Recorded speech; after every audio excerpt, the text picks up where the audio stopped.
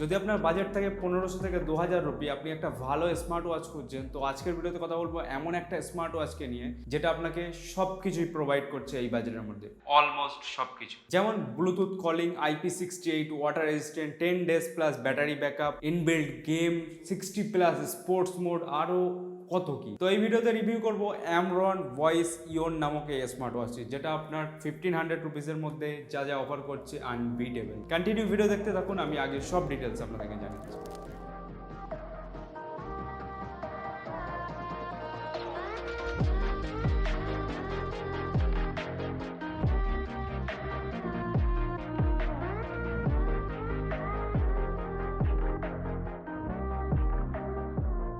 ওকে, প্রথমে আনবক্সিং থেকে শুরু করা যাক। বক্সের গায়ে এর যে কি স্পেসিফিকেশনগুলো এখানে লেখা আছে। বক্সটাকে খুললে এর ভিতরে দেখতে পাবেন যে মেন স্মার্ট ওয়াচটি, তার নিচে আছে কিছু পেপার ওয়ার্কস, সাথে একটা ম্যাগনেটিক চার্জিং কেবল।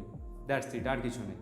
এখন দেখা যাক মেন ঘড়িটাকে যখনই অন করবেন এখানে দেখতে পাচ্ছেন 1.69 ইঞ্চির একটা bright display, colourful bright display actually. তো এর ডিসপ্লে কোয়ালিটি বা এর যে ভিউইং অ্যাঙ্গেল যতটুকুই দেখলাম খারাপ লাগেনি আমার কাছে। এর যে ব্রাইটনেস আছে 450 নিটস ব্রাইটনেস, এটা আমি আউটডোর ইউজ করে দেখেছি, কোনো প্রবলেম হবে না আশা করি। বাইরেও যেভাবে ইজিলি আপনি ওয়াচটাকে দেখতে পাবেন। এখন কথা বলা যাক ঘড়িটির বিল্ড কোয়ালিটি নিয়ে। ঘড়িটির যে পুরো বডিটা সেটাই প্লাস্টিক, এতে একটা ম্যাট ফিনিশিং টাইপের দেওয়া হয়েছে এখানে। ঘড়িটির স্ট্র্যাপের কোয়ালিটি আমার কাছে খুব একটা ভালো লাগেনি, এটা একটা হার্ডিশ টাইপের স্ট্র্যাপ, বাট প্রাইসের দিকে দেখতে গেলে এটা ঠিকঠাকই আছে। আপনি চাইলে এটাকে এক্সচেঞ্জও বা আফটার মার্কেট থেকে পারচেস করেও এটাকে চেঞ্জ করতে পারবেন। তো প্রাইসের দিকে দেখতে গেলে ঠিকঠাকই বলা যায়। তো ঘড়িটার ডান দিকে একটা ক্রাউন টাইপের দেওয়া আছে, বাট এটা ক্রাউন, এটা একটা physical button, actually home button বলা যায় এটা।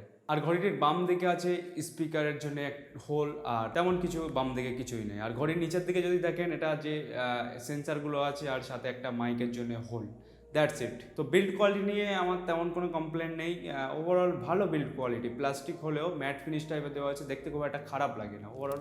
Now let's talk about the features and specification in this watch. তো ঘড়িটির যখন প্রথমে লেফট থেকে রাইটে সোয়াইপ করবেন, এর একটা শর্টকাট জেস্টার টাইপের চলে আসবে। এখানে আপনি কিছু multiple weather, time and date, যে কন্ট্রোল ফোন বা কল লগের ডিটেলসগুলো আপনি এখানে দেখতে পাবেন। আর যখন ওপর থেকে নিচে সোয়াইপ করবেন তখনই এর নোটিফিকেশন প্যানেল চলে আসবে। এখান থেকে আপনি এর ব্রাইটনেস কন্ট্রোল, টর্চ বা সেটিং এক্সেট্রা এগুলোকে দেখতে পাবেন। আর ডান দিকে সোয়াইপ করেন, তো ডান দিকে যখন সোয়াইপ করবে এখানে sports mode, SpO2, blood monitoring, এইগুলো এক্সেট্রা দেখতে পারবেন। আর এটা কাস্টমাইজেবল, আপনি আপনার নিজের মতো করে এখানে অ্যাডও করতে পারবেন, ডিলিটও করতে পারবেন। যদি এখানে প্রেস করে ধরে রাখেন তো এখান থেকে আপনি ডিলিট করতে পারবেন। সবার শেষে এখানে অ্যাড কম্পোনেন্টস নামক একটা অপশন আছে, এখান থেকে আপনি যেটা খুশি সেটাকে অ্যাড করে রাখতে পারবেন অ্যাজ এ শর্টকাট হিসেবে। অ্যাকচুয়ালি খুব একটা খারাপ ফিচার্স না। আর নিচে থেকে সোয়াইপ করলে আপনার অ্যাপ ড্রয়ার খুলে যাবে, এখান থেকে যে কাস্টম অ্যাপ্লিকেশনগুলি রয়েছে সেখান থেকে এখান থেকে আপনি ভিজিট করতে পারবেন। তো এখন কথা বলা যাক এর কল কোয়ালিটি নিয়ে। Call quality decent, sound decent, এখান থেকে আপনি ইজিলি কল করতে পারবেন, কোনো রকম ঝামেলা হবে না আশা করি। আমার ইউজার এক্সপিরিয়েন্স থেকে বলছি, আমি কোনো রকম প্রবলেম ফেস করি।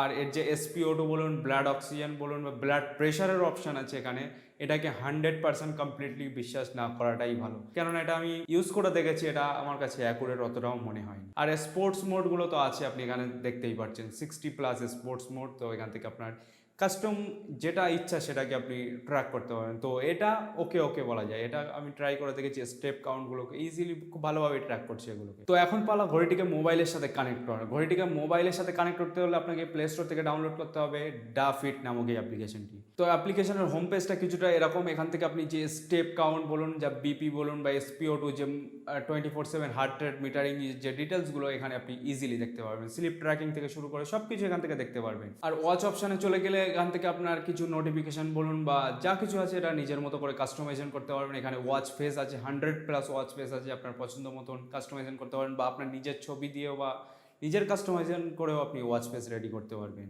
তো শেষে আছে প্রোফাইলে গিয়ে আপনার যে প্রোফাইলটাকে সেটাকে সেট করতে হবে। তো ওভারঅল সব অ্যাপ্লিকেশনে যেরকম থাকে স্মার্ট ওয়াচের অ্যাপ্লিকেশন, তো এতেও ঠিক সেরকমই আছে। তো অ্যাপ্লিকেশনটাও খুব একটা খারাপ না। নাও ব্যাটারি, এতে ব্যাটারি দেওয়া আছে 280 mAh এর ব্যাটারি। কোম্পানি ক্লেম করছে 10 ডেজ ব্যাটারির ব্যাকআপ, বাট আমার রিয়েল লাইফ এক্সপিরিয়েন্স বলছে এখানে আপনি যদি রেগুলার কল বেশি করেন তো আপনাকে 2 থেকে 3 দিনের কাছে ব্যাটারি এক্সপেক্ট করতে পারেন। আর যদি কল না করে থাকেন তো 4 থেকে 5 দিন মোটামুটি আপনার ব্যাকআপ দিয়ে দেবে। এটা আমি গত এক সপ্তাহ ধরে ইউজ করছি, এরকমই ব্যাকআপ আমি পেয়েছি। আর চার্জিং টাইম 2 ঘন্টা মতো টাইম লাগে চার্জিং ফুল হতে। এই তো একটা ধারণা পেয়ে গেলেন অ্যামরন ওয়াইস ইয়ন এই ওয়াচটির ব্যাপারে। তো বেশ কয়েকদিন ধরে ইউজ করছি, আমার ইউজার এক্সপিরিয়েন্স খুব একটা খারাপ না, যদি বাজেটের ওপরে ডিপেন্ড করেন। তো এই বাজেটে যে অফারগুলো করছে ব্লুটুথ কলিং বলুন বা যে 60+ স্পোর্টস মোড, এই বাজেটে খুব কমই ব্র্যান্ড আছে এগুলো আপনাকে অফার করছে। তো ওভারঅল বাজেটের দিকে বিবেচনা করে এই ওয়াচটি আপনার পছন্দ হবে আশা করি। খুব একটা খারাপ না, আপনি যদি বাজেট থাকে বা কোনো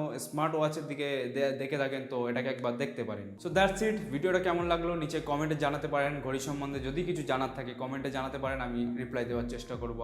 আর ভিডিওটা যদি ভালো লাগে একটা লাইক তো করে যেতেই পারেন। চ্যানেলটাকে সাবস্ক্রাইব করে রেখে দিন। নেক্সট দিনে কোন রিভিউ লাগবে বা কী টপিকের ভিডিও লাগবে আপনারা সাজেশন দিতে পারেন, আমি এই ভিডিও আগামী দিনে বানাবো। তো দেখা হচ্ছে নেক্সট ভিডিওতে। Good bye.